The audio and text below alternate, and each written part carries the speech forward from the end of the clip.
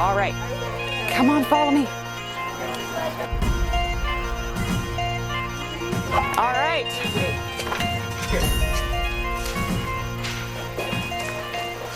Okay, guys, welcome to our brand new Albert Michelson exhibit. Are you guys a little bit familiar of who Albert Michelson was? No, not sure at all. All right, so I get to be the first one to tell you. He was originally born in Poland. He took a ship all the way from Poland to New York. It was over 4,000 miles.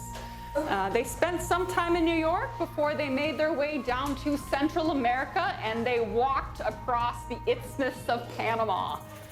There was no Panama Canal to sail through, so they had to walk through the jungle. And Michelson, he was a toddler at this time.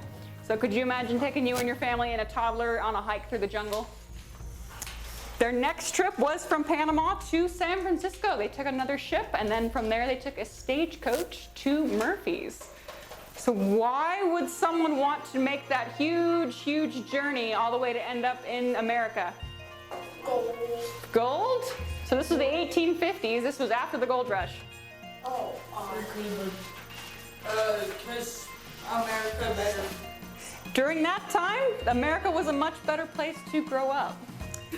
So his family did all of that so he and his siblings could have a better life. So in part of that, take a glance over at this section right over here. I know it's kind of dark and kind of small, but if you take a look at that, so that is what Murphy's looked like back in Michelson's time. So there were no motorized vehicles. It was a completely dirt road, and it was a lot wilder and more untamed back in his time. So Michelson, he went to school here. So in Calaveras County, in the little town of Murphy's, there is a 2-room schoolhouse.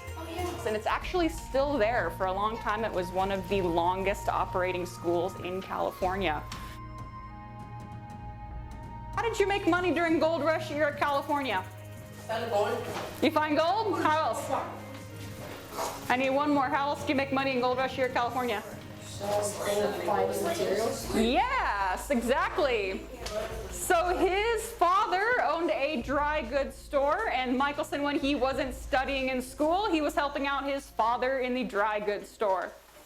And Michelson was not the only member of his family to go on to do great things. His siblings were also very, very talented. If you look up Albert Michelson, his siblings kind of get more attention than the Nobel Prize winner. After he finished his school here in Calaveras County, he went on to San Francisco. He joined the Naval Academy, where he went on to further develop his love of science. So I have a question for you guys. What do you guys think light is? Light.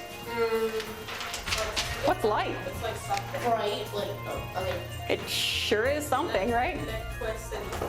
Electricity. Electricity makes light. So back in Michelson's day, they didn't know what light was either, because if you tried to measure light, it either behaved like a wave or it behaved like a particle. But if light's a wave, what's light traveling through? If you think about the sun, there's no air for it to travel through. What do you think? Atmosphere. The atmosphere? So that's kind of what they thought back in the day, was maybe there's some kind of atmosphere that's in space that maybe we don't know about. So they called it the ether. So he, using all of his learning and his obsession with precision, what he did was he developed this cool big laser.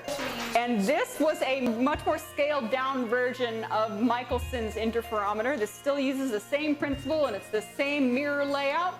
Well, what he was trying to do here was he shot 2 high-powered lasers at each other and then at a sensor.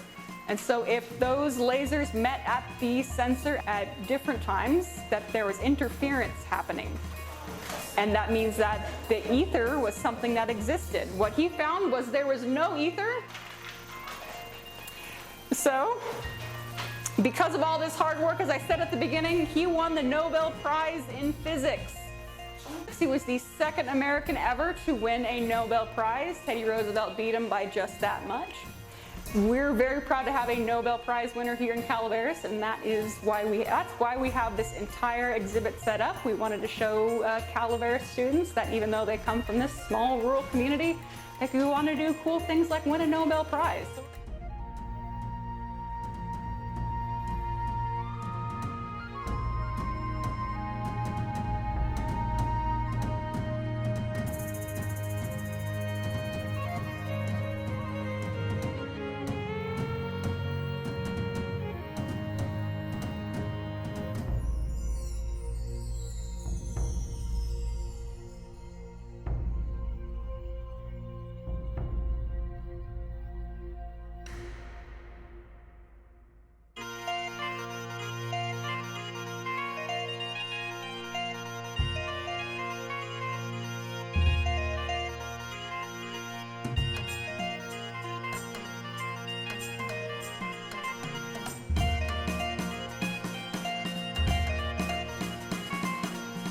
we're gonna step on over here. We have kind of a fun game for you guys back This here. is the activity. Okay, so simple activity. Put glasses on.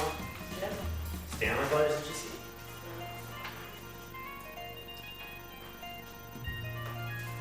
No way.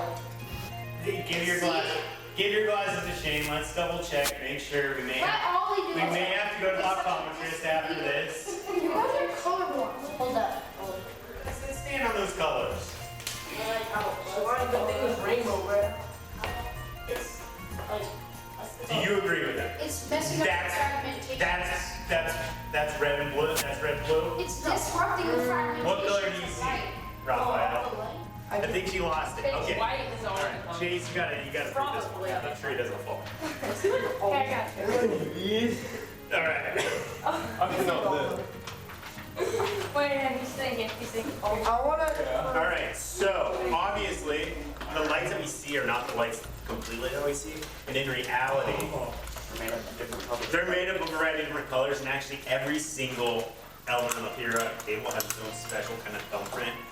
This is a very basic concept, but from here, we're going to switch over into how they took this concept and expanded it into kind of our current knowledge of a lot of different things. So this is our spectrometer. And what a spectrometer does is it does what your glasses just did, but on a much more precise level. And so your glasses separated those colors out into kind of vague, like primary basic colors. This one does it very, very, very, very precisely. So why would scientists want to split those colors up? So every single element on the periodic table has its own kind of light thumbprint. And so if you split that light up into like a readable thumbprint, it creates this sort of language of light that scientists are able to read and learn a lot about really super distant stars. So if you ever wondered how scientists know what's the sun made out of, or if there's water on distant planets, it's using something like this.